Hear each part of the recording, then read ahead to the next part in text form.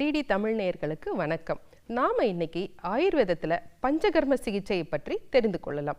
வமனம், விரேச்சனம், நஸ்யம், வஸ்தி, ரத்த மோக்ஷனம், இந்த 5ம் ஆயுர்வேதத்தின் பஞ்சகர்ம சிகிச்சைகள்.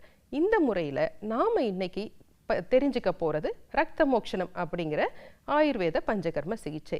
இந்த ரத்த மோக்ஷனம் அப்படிங்கிறத சுஷ்ருதா அப்படிங்கிற ஆயுர்வேத ஆச்சாரியா தான் ரொம்ப தெளிவாக விளக்கியிருக்காங்க. அது என்னப்பா ரத்த மோக்ஷனம்?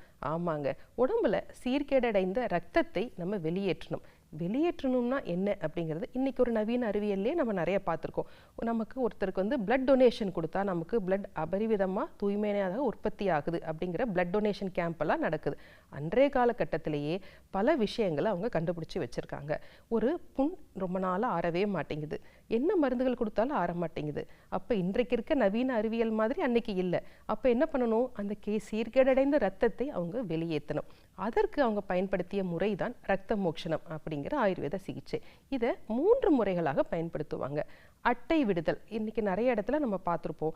மலைகளில் போகும்போது இந்த அட்டை நம்மளை கடிச்சதுன்னா அந்த ரத்தம் உறிஞ்சுறது நமக்கு தெரியாது. அதை மருத்துவ ரீதியாகவே அவங்க பயன்படுத்தியிருக்கிறாங்க.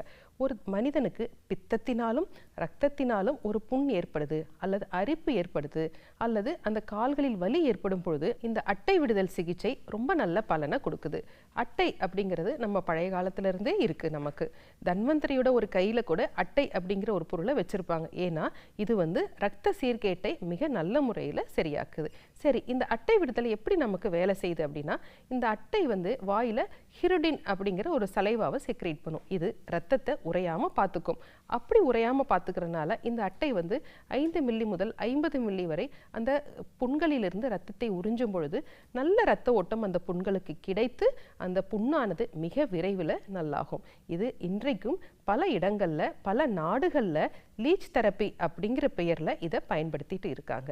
எந்தெந்த நோய்க்கெல்லாம் இதெல்லாம் பயன்படுத்தலாம் அப்படின்னா, வலியும் எரிச்சலும் கூடிய புண்கள், வாரிகோஸ் வெயின், ஈவன் தலைவலிக்கு கூட இதை பயன்படுத்தலாம். புழுவெட்டு அப்படிங்கிற அலோபேஷியா அப்படிங்கிற நோய்க்கு இதை நல்ல முறையில் பயன்படுத்தலாம். சரிங்க, இது யாருக்கெல்லாம் செய்யக்கூடாதுங்கிறதையும் நம்ம தெரிஞ்சுக்கலாம். கர்ப்பிணி, இரத்த சோகை நோய் உள்ளவர்கள், தொற்று நோய் உள்ளவர்களுக்கு இந்த அட்டையை பயன்படுத்தக்கூடாது. மேலும் இந்த அட்டை ஒருவருக்கு மட்டும்தான் பயன்படுத்த வேண்டும். இன்றைய காலகட்டத்தில் இதை மிக சிறப்பான முறையில் நம்ம கையாண்டுட்டு இருக்கோம்.